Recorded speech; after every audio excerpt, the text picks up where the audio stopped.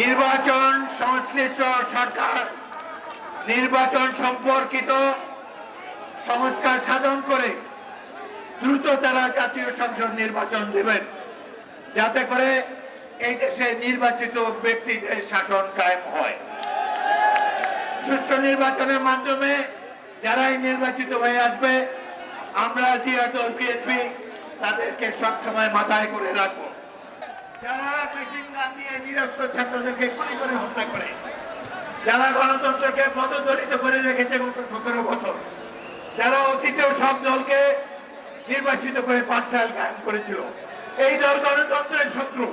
আমরা গণতন্ত্রের শত্রুদেরকে গণতন্ত্রের মিত্র বলে গণ্য করতে পারি না।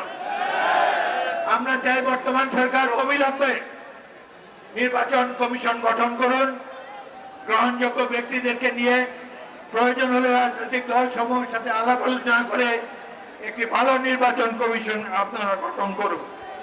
এবার জুলাই অগাস্টে যে ছাত্ররা মাঠে নেমেছিল তারা ছিল নিরস্ত্র। নিরস্ত্র তরুণদের এই সাহস সারা বিশ্বব্যাপী নন্দিত হয়েছে। আজকের আধুনিক বিশ্বের মানুষ কল্পনা করতে পারে না, হেলিকপ্টার থেকে এই ফ্যাসিস্ট বাহিনী 32 জন শিশুকে হত্যা করেছে গুলি করে।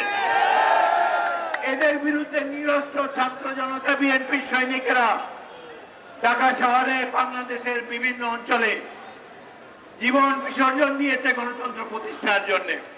আমরা অর্ধেক পথ অতিক্রম করেছি। এই বিপ্লব সফল হবে যেদিন জনগণের একটি সুষ্ঠু নির্বাচনের মাধ্যমে জনগণ তাদের প্রতিনিধিদেরকে নির্বাচিত করতে পারবে। যে গণতন্ত্রের জন্য আমরা 17 বছর ধরে যুদ্ধ করেছি, সেই দিন সেই সুষ্ঠু নির্বাচনের পর ইনশাল্লাহ বাংলাদেশের মাটিতে গণতন্ত্র আবার প্রতিষ্ঠিত হবে। আমাদের নেত্রী বেগম খালেদা জিয়া আবার ইনশাল্লাহ বাংলাদেশের প্রধানমন্ত্রী হবেন।